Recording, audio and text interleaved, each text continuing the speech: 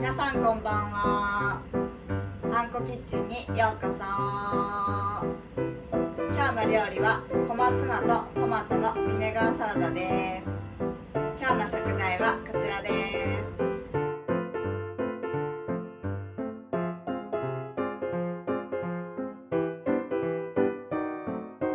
今日のポイント食材は小松菜です。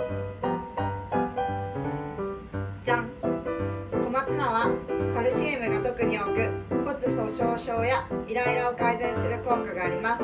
また優れた解毒効果もあります。それでは作っていきますね。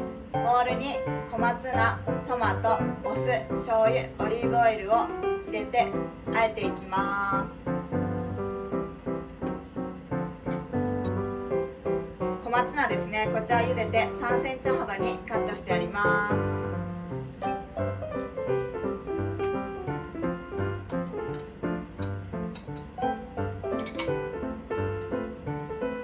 トマトですね、こちらは一口大にカットしてあります。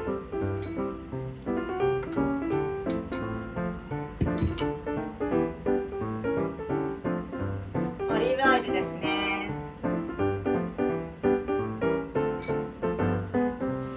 醤油ですね。お酢ですね。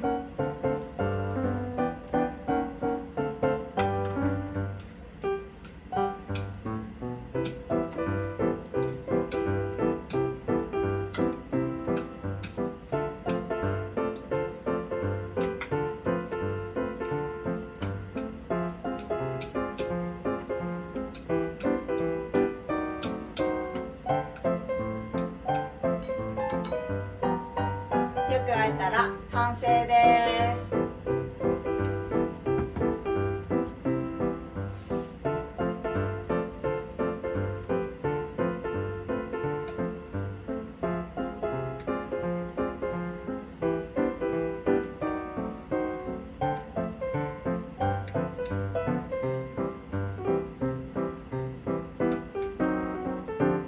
できました。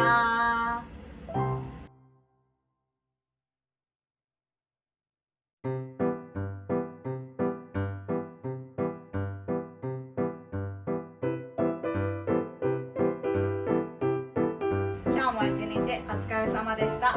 みんなが元気になれるように料理を中心に毎日配信していきます。いつかキッチン付きの整体院を夢に向かってこれからも頑張っていきます。私の習ってる弱押し整体では自分を整えて世界を元気にする仲間を募集中です。もし応援してくださるという方はチャンネル登録、グッドボタン、コメントなどよろしくお願いします。それではまた明日です。